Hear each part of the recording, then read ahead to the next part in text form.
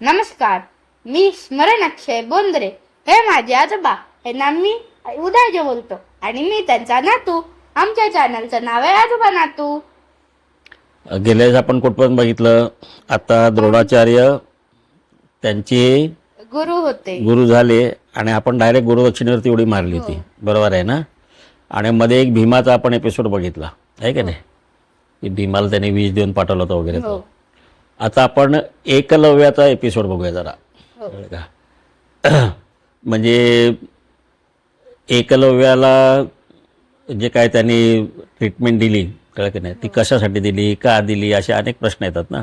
हो. तर पहिलं एकलव्य कोण होता ते बघूया आपण. आपण जसं समजतो तसा तो काय असा गरीब बिरीब काय नव्हता, कळलं की नाही. तो कोण होता? आदिवासींचा राजाचा मुलगा. हा, म्हणजे राजकुमार होता तो. हो. बरोबर आहे ना. म्हणजे नंतर त्याला राजसूय यज्ञामध्ये वगैरे त्याला बोलवणं गेलेलं होतं, कारण तो राजपुत्र आणि राजा आहे म्हणून. हो. बरोबर आहे ना. तर सांगायचा मुद्दा असा की तो लल्लू नव्हता, कळलं की नाही. आपल्याला जसं सांगितलं जातं की आपल्याला जसं आपण जसं स्टोरीमध्ये ऐकलं तसं नाही आहे तो. तर द्रोणाचार्यांची कीर्ती त्याच्या कानामध्ये गेली होती आणि त्याला असं वाटायचं की आपण द्रोणाचार्यांकडून धनुर्विद्या शिकली पाहिजे. शिकली पाहिजे, म्हणून तो द्रोणाचार्यांकडे शिकायला आला, कळलं की नाही. मग द्रोणाचार्यांचा तो आश्रम होता का? नाही, हां. मग ते कोणाला शिकवत होते? ते पांडव आणि कौरवांना शिकवत होते. म्हणजे राजपुत्रांना शिकवत हो. होते. बरोबर आहे. आणि त्यांचा पगार कोण देत होतं? कौरव. हां, कौरव पांडव जे आहेत, म्हणजे त्यांचे कोण असेल, भीष्म पितामह, राजघराणा जे आहे ते त्यांना पगार देत होतं. बरोबर आहे ना. म्हणजे हा त्यांचा आश्रम नव्हता. बरोबर आहे. त्यामुळे ते कोणाला ॲडमिशन देऊ शकत नव्हते, आहे का नाही. बरोबर आहे ना. कारण त्यांना जबाबदारी काय दिली होती की ह्या राजपुत्रांना शिकवायचं आहे. बरोबर. हो. मग आता हा एकलव्य तिकडे आला आणि त्याने सांगितलं की मला तुम्ही शिकवाल का. मग त्यांनी सांगितलं, अरे बाबा, हा काय माझा आश्रम नाही आहे तुला घ्यायला किंवा तुला हो न आहे म्हणाला. हो. बरोबर आहे ना. तर हे मी आता कौरवांचा राजगुरू आहे, कौरव पांडवांचा, आणि या राजपुत्रांना शिकवण्यासाठी त्यांनी मला नेमलेलं आहे, हो. कळलं की नाही. तर माझ्या अधिकारामध्ये नाही आहे तुला घेणं किंवा नाही न घेणं. तर मी तुला ॲडमिशन देऊ शकत नाही. नाही. मग तो थोडासा हिरमुसला झाला, पण त्याने काय केलं, द्रोणाचार्यांच्या पायाच्या इकडची माती घेतली थोडीशी हो. आणि ती घेऊन तो गेला जंगलामध्ये. आणि जंगलामध्ये त्यांनी द्रोणाचार्यांचा पुतळा उभारला आणि त्याच्याकडून तो शिकला, अशी आपण कथा ऐकतो. बरोबर आहे ना. आता एके दिवशी काय झालं, हे सगळे पांडव कौरव वगैरे शिकत होते आणि त्यांना द्रोणाचार्य अजून पुढचं काही शिक्षण देण्यासाठी जंगलामध्ये घेऊन आले. आणि जंगलामध्ये येताना त्यांच्यावर एक शिकारी कुत्रा पण होता, हो. कळलं का नाही, कुणाबरोबर, कौरव पांडवांच्या बरोबर. हो. आणि तो शिकारी कुत्रा त्यांच्याबरोबरनं थोडासा भटकला तो, कळलं का नाही, आणि दुसरीकडे गेला जिकडे एकलव्य प्रॅक्टिस करत होता, हो. कळलं का नाही. तिथे तो पोचला. तिथे पोचल्यानंतर एकलव्याचा जो ड्रेस होता तो आदिवासी ड्रेस होता ना, म्हणजे राजपुत्रांचा ड्रेस वेगळा असतो, आदिवासी राजपुत्रांचा जरा वेगळा. तो ड्रेस बघून तो कुत्रा जरा त्याला वाटलं हा कोण आहे, म्हणून त्याच्यावरती तो भुकायला लागला, हो. काय का नाही. मग भुकायला लागल्यावर एकलव्याने काय केलं, एकलव्यानी त्याचं तोंडच शिवून टाकलं 7 बाणांनी. हा, असं शिवलं की त्याच्या तोंडातून एक रक्ताचं थेंब पण नाही आलं बाहेर. एक रक्ताचा थेंब पण आला नाही आणि त्याचं तोंड बंद झालं आणि त्याचं भुकणं बंद झालं. बरोबर आहे ना. आता तो कुत्रा घाबरला बाण लागल्यावरती, बरोबर आहे की नाही. हो. आणि तो धावत धावत धावत जिथे कौरव पांडव होते तिकडे गेला. हो. तिकडे गेल्यानंतर अर्जुनाने बघितलं, अरे याचं तोंडात 7 ॲरोज आहेत, पण याच्या तोंडातनं एक रक्ताचा एक थेंब पण येत नाही आहे. हो. तर एवढी चांगली धनुर्विद्या मला पण येत नाही, हो. कळलं का नाही.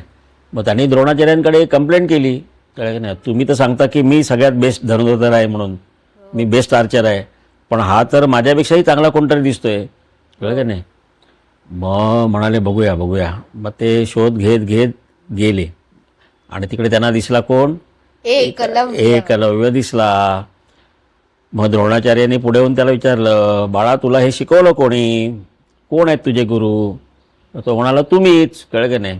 म्हणाला तुम्ही. मग त्यांनी त्यांना तो पुतळा दाखवला, कळलं काय, तिकडे बाजूला असलेला. तो म्हणाला अच्छा म्हणा तुम्हाला गुरु मानून मी हे सगळं शिकलेलो आहे. बरोबर. तर आता त्यांना अर्जुनाला त्यांनी वचन दिलं होतं. काय वचन दिलं होतं? की मी तुला जगातला सगळ्यात श्रेष्ठ धनुर्धर बनवेन. बरोबर बरोबर. तुला मी सगळ्यात जगातला श्रेष्ठ धनुर्धर बनवीन. आणि हा तर आता अर्जुनापेक्षाही श्रेष्ठ व्हायला लागलाय, कळलं की नाही? हो. मग त्यांनी दुर्योधन आपला द्रोणाचार्य यांनी एकलव्याला सांगितलं की तू माझ्याकडून शिकलास की नाही, हो. मग तुला मला गुरुदक्षिणा द्यायला लागेल. हो. म्हणाल हो देईन ना. मग त्यांनी काय सांगितलं, तुझ्या उजव्या हाताचा अंगठा मला दे. गुरुदक्षिणा म्हणून दे. दे, कळलं का नाही? आता तुला एकलव्याची स्टोरी अगोदर पण माहित होती. हो. हा बरोबर आहे. आता एकलव्याने जरी गुरुदक्षिणा दिली नसती तर एकलव्याची स्टोरी तुला माहित असती का? नाही. हा, कोणालाच माहित नसतं तो. बरोबर आहे. हो.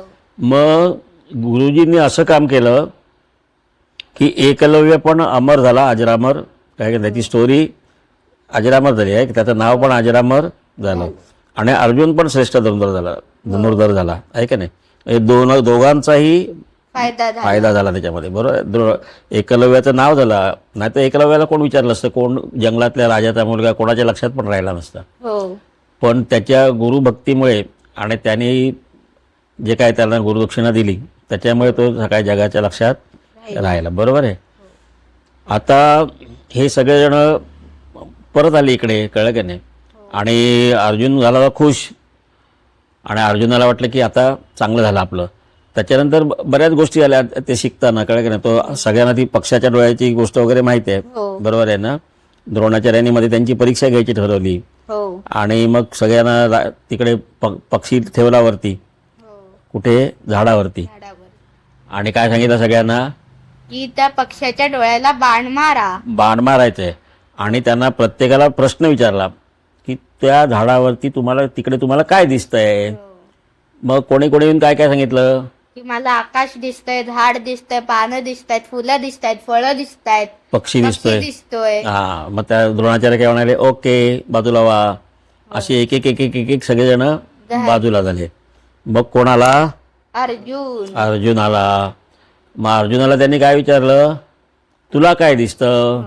मग अर्जुन काय म्हणाला, मला फक्त पक्ष्याचा डोळा दिसतोय. आणि त्यांनी बाण घेतला आणि डोळ्याला मारला.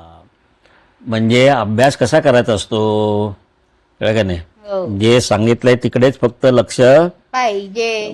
आजूबाजूला काय चाललंय तिकडे लक्ष नको. बरोबर आहे ना? आणि म्हणून याला काय म्हणतात, कॉन्सन्ट्रेशन जे आहे, तुझं लक्ष जे आहे ते आपल्याला जे करायचं तिकडे लक्ष पाहिजे फक्त. बरोबर आहे ना? अभ्यास करताना अभ्यासाकडे लक्ष. अभ्यास करताना गाणी म्हणायची, गाणी ऐकायची नाही. बरोबर आहे ना? अभ्यास करताना टीव्ही बघायचा नाही. बरोबर आहे का नाही? त्या सगळ्या ज्या कथा असतात ना त्याच्यातनं एक एक बोध असतो, कळलं का नाही? की कसं शिकलं पाहिजे. बाकीच्या लोकांना त्यांनी काय सांगितलं, आता त्यांना काय काय दिसलं, हे दिसलं, ते दिसलं, ते दिसलं. पण त्यांना परीक्षा काय होती त्यांची, की पक्षाच्या डोळ्याला बाण मारायचा आहे. मग त्याच्याशिवाय काय दुसरं दिसलंच नाही पाहिजे, आहे का नाही? आणि म्हणून ह्याच्यातनं लेसन काय घ्यायचं की अभ्यास कसा करायचा. मग आपण त्याच्यात एक्सपर्ट होतो. एवढं जर त्याच्यावरती फोकस्ड असेल आपण तर आपण त्याच्यामध्ये एक्सपर्ट होतो. आता ह्याच्या पुढचं जे काय काय आहेत गोष्टी ते आपण पुढच्या एपिसोडमध्ये बघूया. धन्यवाद.